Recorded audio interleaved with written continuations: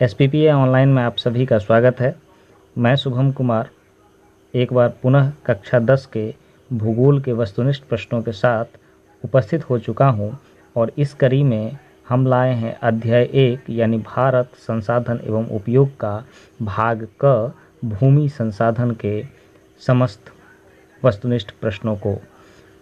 मैं एक बार बता दूं कि जिस तरह से परीक्षा में प्रश्नों का पैटर्न बदला है, ऐसे में वस्तुनिष्ठ प्रश्नों का महत्व आपके लिए बहुत ही ज़्यादा बढ़ गया है और अभी आपके पाठ्य पुस्तक या फिर इंटरनेट पर इसका विस्तृत समाकलन कहीं भी उपलब्ध नहीं है।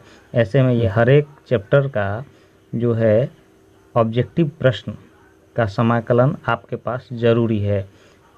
इसीलिए हमारे टीम ने SPPI की टीम ने बहुत ही मेहनत करके आपके लिए भूगोल के हर एक अध्याय से तमाम बन सकने वाले ऑब्जेक्टिव प्रश्नों को बनाया है और आपके पढ़ाई को बहुत ही आसान बना दिया है। बस आपसे अपेक्षा है कि आप इसको अच्छा से कॉपी में नोट कर लेंगे या फिर याद कर लेंगे। आशा है मुझे कि इससे बाहर परीक्षा में कोई भी ऑब्जेक्टिव प्रश्न नहीं आने वाला है, क्योंकि ये NCERT या BTBC के जो आपके पुस्तक हैं उसके हर एक लाइन से ऑब्जेक्टिव सेट करने की कोशिश किया गया है।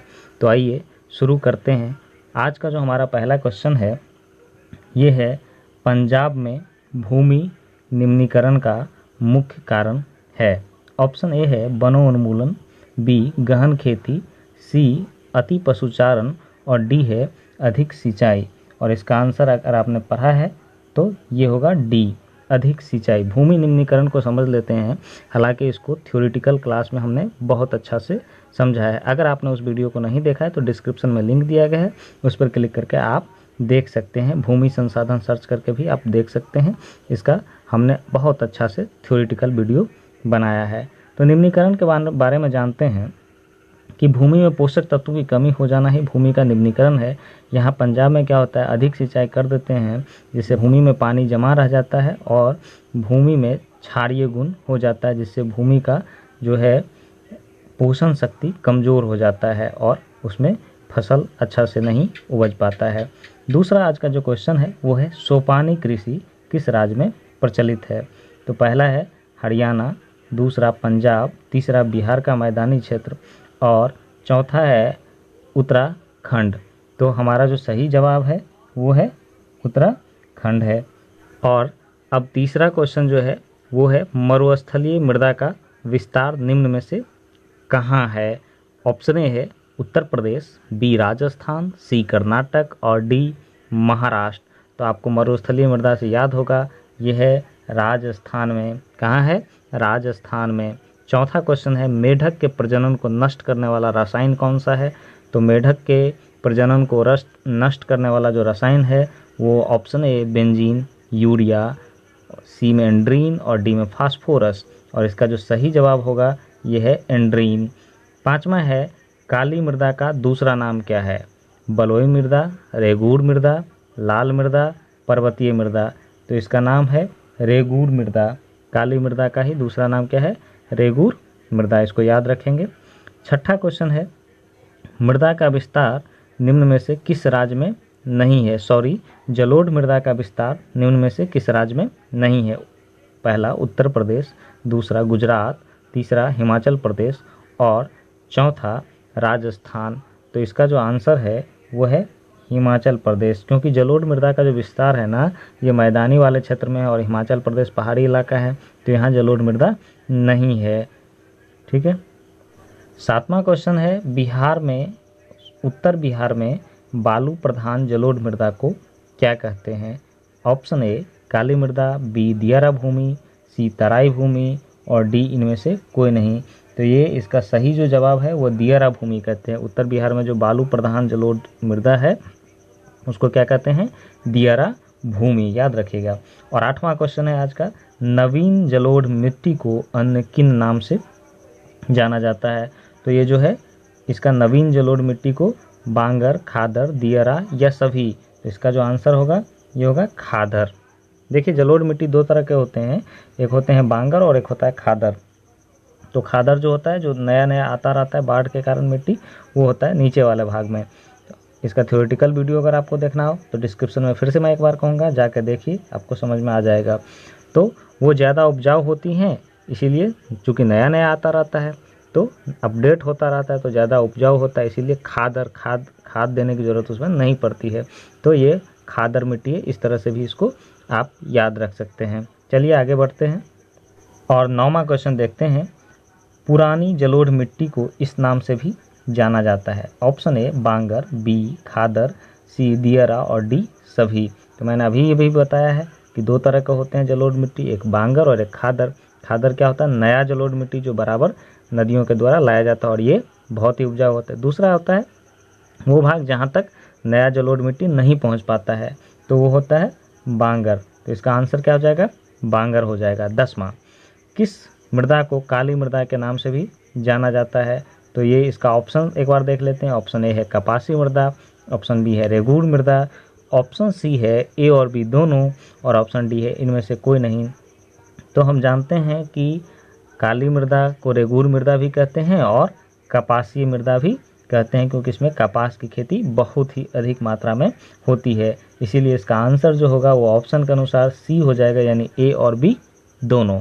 11वां प्रश्न देख लेते हैं। जलोढ़ मृदा में निम्न में से किस तत्व की कमी होती है?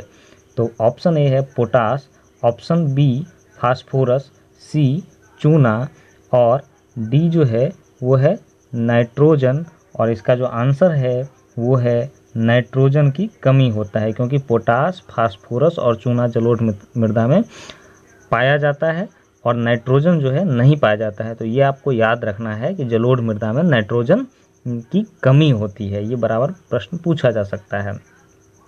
और आज का 12वां प्रश्न देख लेते हैं। निम्न में से किस मृदा का निर्माण नदियों द्वारा लाए गए जलोढ़ के निक्षेप से हुआ है? पहला काली मृदा, दूसरा लाल मृदा, तीसरा लेटेराइट मृदा और चौथा जलोढ़ मृदा। तो इसमें कहा गया है कि नदियों के द्वारा लाए गए जलोढ़ के निक्षेप से हुआ है, तो सीधा सा इसका आंसर है जलोढ़ मृदा, क्योंकि नदी के द्वारा ढोकर, जल के द्वारा ढोकर लाई जाने वाली मृदा ही जलोढ़ मृदा कहलाती है। ये हमने कंसेप्चुअल क्लास में पिछले वीडियो में, बहुत थ्योरी की वीडियो में बहुत अच्छे से पढ़ लिया है। आपने अभी तक नहीं देखा तो उसको जाकर ज़रूर देखिए। चलिए 13वां प्रश्न को देखते हैं। निम्न में से किस मृदा का निर्माण मूल शैलों एवं ज्वालामुखी के बेसाल्ट लावा के विघटन से हुआ है? तो ऑप्शन है ए काली मृदा, बी है लाल मृदा, सी है लेटेराइट मृदा और डी है जलोढ़ मृदा। तो इसका सीधा सीधा आंसर हो जाएगा काली मृदा, क्योंकि काली मृदा का निर्माण ही ज्वालामुखी बेसाल्ट के लावा के विघटन से हुआ है। अगला प्रश्न है 14वां, काली मृदा में निम्न में से किस तत्वों की कमी पाई जाती है? तो ऑप्शन ए है कैल्शियम कार्बोनेट, बी है मैग्नीशियम, सी है पोटाश और डी है फास्फोरस। और 14 का जो आंसर हो जाएगा वो हो जाएगा डी, यानी कि फास्फोरस की कमी होती है। ध्यान रखिए, काली मृदा में फास्फोरस की कमी होती है, यानी कैल्शियम कार्बोनेट, मैग्नीशियम और पोटाश की अधिकता पाई जाती है। ये सभी तीनों ये काली मृदा में पाया जाता है और फास्फोरस बहुत कम मात्रा में या नहीं के बराबर पाया जाता है ना। तो इसको आप याद रख लें। उसके बाद है 15वां क्वेश्चन। लेटेराइट मृदा निम्न में से किसका उत्पादन प्रमुखता से किया जाता है? यानी लेटेराइट मृदा में निम्न में से किसका उत्पादन प्रमुखता से किया जाता है? ऑप्शन ए चाय, बी कहवा, सी काजू और सभी। तो अब हम जानते हैं कि ये इसका आंसर सही सभी होगा, यानी कि लेटेराइट मृदा में जो है चाय, कहवा और काजू की खेती की जाती है। और आज का 16वां प्रश्न है। एक रिपोर्ट के अनुसार किसी भी देश में पर्यावरण संतुलन रखने के लिए उसके क्षेत्र के कितने प्रतिशत भूभाग पर वन विस्तार वांछित है? तो ये जो है हम सभी जानते हैं, इसका आंसर होगा सी, यानी कि 33%। 33% होगा, क्योंकि एक रिपोर्ट में कहा गया था कि किसी भी देश के पर्यावरण संतुलन के लिए उस देश के जितने भी भूभाग हैं उसके 33% पर क्या होना चाहिए? वन का विस्तार होना चाहिए। तो इसका आंसर क्या हो जाएगा? 33%। ये बहुत ही इंपॉर्टेंट क्वेश्चन है, याद रखिएगा। 17वां क्वेश्चन जो है, वो है मृदा अपरदन को रोकने के लिए पट्टिका कृषि किस क्षेत्र में अपनाई जाती है। ऑप्शन ए पहाड़ी क्षेत्रों में, ऑप्शन बी पवन अपरदन वाले क्षेत्रों में, ऑप्शन सी ए और बी दोनों, और डी कोई नहीं। तो इसका जो सही आंसर होगा ना, ये होगा पवन अपरदन वाले क्षेत्र, क्योंकि पवन अपरदन का मतलब होता है, अपरदन का मतलब होता है मृदा एक जगह से दूसरे जगह चला जाना। तो पवन अपरदन वाले क्षेत्रों में क्या होता है, हवा से जो है मृदा एक जगह से दूसरे जगह अपरदित हो जाते हैं या ट्रांसफ़र हो जाते हैं, है ना। तो वहाँ पे क्या किया जाता है, बीच बीच में लाइन लगा करके घास लगा दिया जाता है ताकि हवा के प्रभाव से मिट्टी इधर से उधर नहीं हो, जिसको पट्टिका कृषि कहते हैं। तो ये पवन अपरदन वाले क्षेत्रों में ही अपनाई जाती है मृदा अपरदन से बचने के लिए। 18वां प्रश्न है, पहाड़ी क्षेत्रों में डॉट डॉट डॉट द्वारा मृदा अपरदन को रोका जा सकता है। ऑप्शन ए समुच्च जुताई, बी पट्टिका कृषि, सी फसल चक्रण और डी सभी। इसका जो सही आंसर होगा ये होगा समुच्च जुताई, क्योंकि पहाड़ी क्षेत्रों में ना ऊपर से नीचे की तरफ ढलान बना हुआ होता है और जब बारिश होती है तो पानी का जब ढलान में जाता है तो वहाँ के जितनी मिट्टी होती है उसको बहाकर आसानी से ले जाया जाता है। इसीलिए वहाँ पे समुच्च जुताई कर दिया जाता है, मतलब सीढ़ी नुमा आकार से जुताई किया जाता है ताकि पानी एकाएक नीचे नहीं आए और मिट्टी को बहा नहीं ले जाए, है ना। तो उसे बचाने के लिए समुच्च जुताई किया जाता है। ठीक, अब 19वां क्वेश्चन है, डॉट डॉट डॉट द्वारा मृदा के पोषणीय स्तर को बरकरार रखा जा सकता है। समुच्च जुताई के द्वारा, पट्टिका कृषि के द्वारा, फसल चक्रण के द्वारा, इनमें से कोई नहीं। मृदा, ध्यान दीजिए, मृदा के पोषणीय स्तर यानी पोषक तत्व बना रखना चाहिए। तो ये जो है ये है फसल चक्रण होगा इसका आंसर, क्योंकि फसल चक्रण से बार बार हम अलग अलग तरह के फसल का लगाते हैं, उससे क्या होता है कि मृदा के जो पोषक तत्व होते हैं ना वो उसमें बरकरार रहते हैं। एक ही तरह के फसल लगाने से क्या होता है, उसकी उपजाऊ शक्ति कमज़ोर हो जाती है ना। तो मृदा के पोषणीय स्तर को बरकरार रखने के लिए फसल चक्रण अपनाई जाती है। और 20वां प्रश्न है, निम्न में से क्या भूक्षरण के लिए जिम्मेदार है। भूक्षरण मतलब मृदा का एक जगह से दूसरे जगह खिसक जाना, क्षरण या अपरदन उसको ही कहते हैं। तो गतिशील जल, पवन, समुद्रिक लहरें या सभी। तो इसका आंसर सभी हो जाएगा, क्योंकि गतिशील जल के कारण भी मृदा एक जगह से दूसरी जगह चली जाती है, पवन से तो चली ही जाती है, समुद्रिक लहरें से भी मृदा एक जगह से दूसरे जगह चली जाती है। तो इस तरह से इस अध्याय में कुल 20 प्रश्न बनाए गए थे हमारे टीम के द्वारा। तो आशा है कि आपको समझ में आ गया होगा और बहुत ही अच्छा लगा होगा। समझ में नहीं आया तो आप कमेंट करिए कि कहाँ दिक्कत है, और मैं सजेस्ट करूँगा कि इसका थ्योरेटिकल वीडियो जो है जल संसाधन आप लिस्ट में जाकर देख सकते हैं, या फिर इसके डिस्क्रिप्शन में लिंक दिया हुआ है, वहाँ से आप जाके देख सकते हैं। और वहाँ देखेंगे तो निश्चित तौर पर जो भी दिक्कत होगा वो समझ में आ जाएगी। एक और रिक्वेस्ट है कि इसको आप लोग कॉपी में लिख लीजिए या फिर याद कर लीजिए अच्छा से, क्योंकि परीक्षा में मुझे आशा है जैसे कि इससे बाहर कुछ भी नहीं आने वाला है। तो आप लोग, आशा है कि आपकी पढ़ाई बेहतर होगी।